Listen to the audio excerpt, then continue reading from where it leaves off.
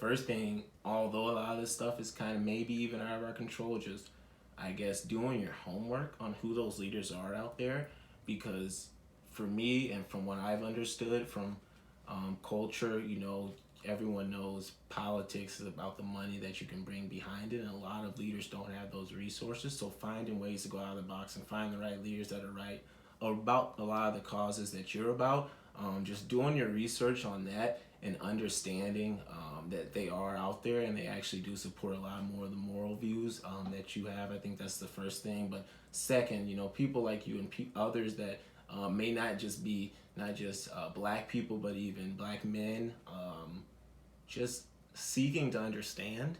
In leadership class at the University of Minnesota's leadership minor, one of the first things that we learn in terms of leadership and being a leader in your own community, but around your friend groups, is just seeking to understand everything and everyone around you. So I have a lot of white friends, and I know that there are a lot that I see or even reaching out, just asking how they can help. And it might sound corny or cliche, but that actually does go a long way. Just reaching out just to your black friends. I mean, you're with them. If you don't have a black friend, then that's a different conversation we need to have. That's its own problem. That's its own problem, but everyone does have them.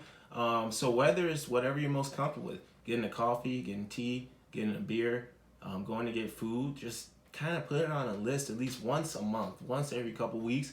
Go there and just talk, just real, organically, and it'll just take you a long way. The people that are closest to you, just ask and understand where they're coming from, because as a black culture, and especially as black men and black males, we're taught to bottle a lot of things up, and that's its own personal mental health problem that we have to go through as well. But we won't just go out there and talk about it, especially for a lot of people, in my position, where if you just go talk about it without reason, you're just like, what's the point of that? You're probably just going to lose more people than you gain.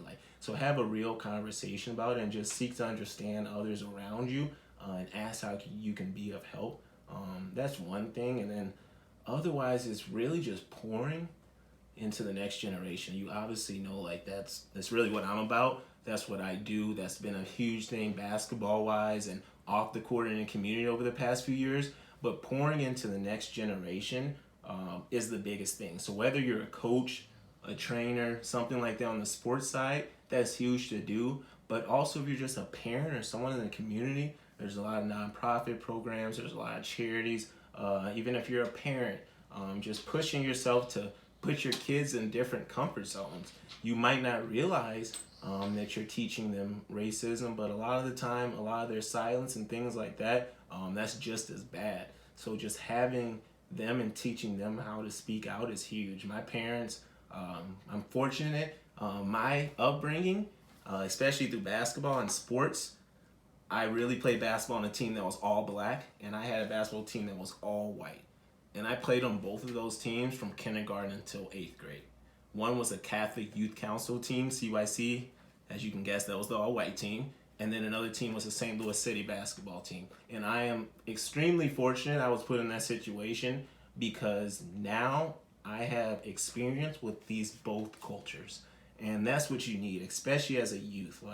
Everybody always says, it's a Nelson Mandela quote, no one's taught to be racist towards another color or another ethnicity.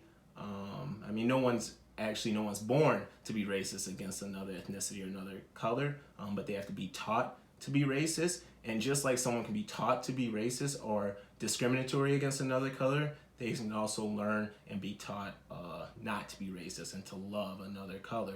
And I think that's the biggest thing. So if you have any way of connecting to youth or helping charities, there's a lot out there. I can send you some right now that help empower youth. Do that, because that's kind of where it lies. At this point, the older culture, even guys I meet with, sometimes it might be a lost cause, but it's the youth that's coming up. That's who we need to pour into and teach them inclusion and teach them how to do that. So any way that you can do that, and any way that you can teach them that silence is just as bad. And a lot of that starts with our adults too, and a lot of people that's our age. Just reach out, just speak out, just talk to us, just talk to blacks. If you're white, just talk to black people about what is going on right now. And really the harsh reality is a lot of black people are learning that there are a lot more people who are for injustices right now because of all the silence out there. That's the talk of the town. That's what everyone's talking about because there's so many people who love the black culture, who are around the black culture, who are around black entertainment, who love black athletes.